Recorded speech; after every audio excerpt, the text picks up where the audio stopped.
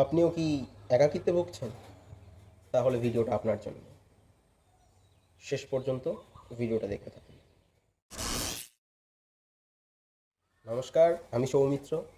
শুরু করছি voice of সৌমিত্রর আজকের এপিসোড, একাকিত্ব।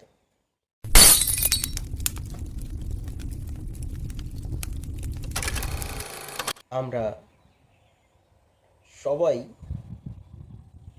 জীবনের কোনো না কোনো সময় নিজেদেরকে খুব একা অনুভব করি, ফিল করি ভেতরে ভেতরে নিজেকে খুব একা অনুভব হয়। আচ্ছা, এই যে টার্মটা ইউজ করলাম যে একাকিত্বে ভুগছেন বা একাকিত্বে ভুগছি বা একাকিত্বে ভুগছো, এই যে ভোগা ভোগা শব্দটা অ্যাকচুয়ালি রোগের সাথে সম্পর্কিত। একাকিত্ব কি সত্যি রোগ? প্রশ্ন করবেন নিজে।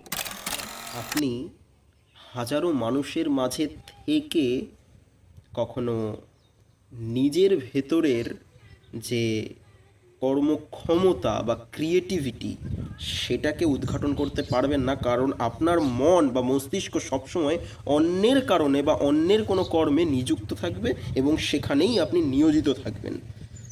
যেমন আমরা যাদের কথাই বলি, কোনো সায়েন্টিস্ট হোক, কোনো বড় ব্যক্তিত্ব হোক, নেতৃত্ব হোক, অথবা যদি আমরা গৌতম বুদ্ধের কথা বলি, তিনি কিন্তু নিজের জ্ঞান অর্জন করার জন্য বা এনলাইটমেন্ট পাওয়ার জন্যে তিনি কিন্তু একাকিত্বকেই বেছে নিয়েছিলেন। তো এখন থেকে এই যে একাকিত্বে ভোগা বা স্ট্যাটাস দেওয়া, আমি খুব একা, lonely, I think you are lucky enough যে তুমি একাকিত্বে আছো, তুমি একা থাকতে পারছো। তোমার এই একা থাকতে পারাটাকে পজিটিভলি নাও, জীবনে অনেক কিছু করতে পারবে। তো আমি একাকিত্বে ভুগছো এটা অন্য কাউকেও ফিল করানো, নিজে নেগেটিভ ফিল করছো বলে অন্য কাউকেও নেগেটিভ ফিল করাচ্ছ, নট লাইক দ্যাট।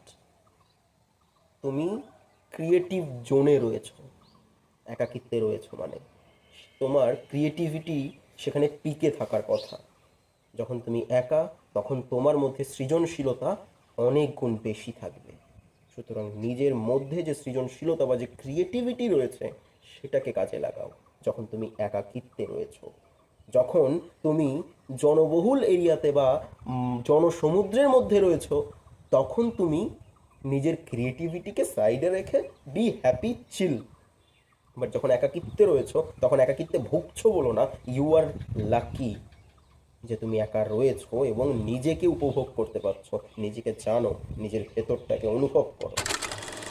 অনেক সময় হয় আমরা মা বাবা ফ্যামিলি সবাইকে ছেড়ে আমরা কোনো একটা জায়গায় একা শিফট হয়ে যাই, লাইক মি।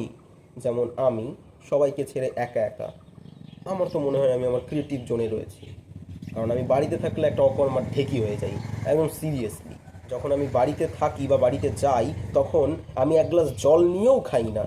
আমার মা রান্না করে আমাকে ভাত মেখে খাইয়ে দেয়, আমার এক গ্লাস জল লাগলে আমি বোনকে বলি বা মাকে বলি আমাকে জল দিয়ে যাও। সো এবং সারাদিন এদিক ওদিক ঘুরে বেড়াচ্ছি, no creativity at all. But আমি যখন এখানে থাকি, আমি লেখালেখি করি, আমি চেষ্টা করি আমার মধ্যে কী আছে উদ্ঘাটন করার বা নতুন কিছু শেখার, নতুন কিছু জানার, আমার টাইমটাকে কাজে লাগানো, নতুন রান্না করার, রান্না শেখার। সব সময় আমি নতুন কিছু শেখার চেষ্টা করি। তার মানে তখন আমি আমার ক্রিয়েটিভ জোনে থাকি। তার মানে একা থাকাটা খারাপ কিছু না, অ্যাকচুয়ালি একা থাকা অনেক ভালো একটা বিষয়। সো এবার থেকে একা থাকলে নিজের সেই একাকিত্বটাকে পজিটিভলি ফিল করো এবং সৃজনশীলতা, নিজের মধ্যে যে ক্রিয়েটিভিটি রয়েছে সেটাকে কাজে লাগাও। আমরা প্রত্যেকেই কিছু না কিছুর সাথে জন্মেছি উইথ ট্যালেন্ট, আমরা প্রত্যেকেই সৃজনশীল অন্যান্য রকমভাবে। তাই এবার থেকে অহেতুক নিজেকে আনলাকি ভাবার কোনো কারণই নেই। Okay, be positive and always be positive and create your own thing. Okay.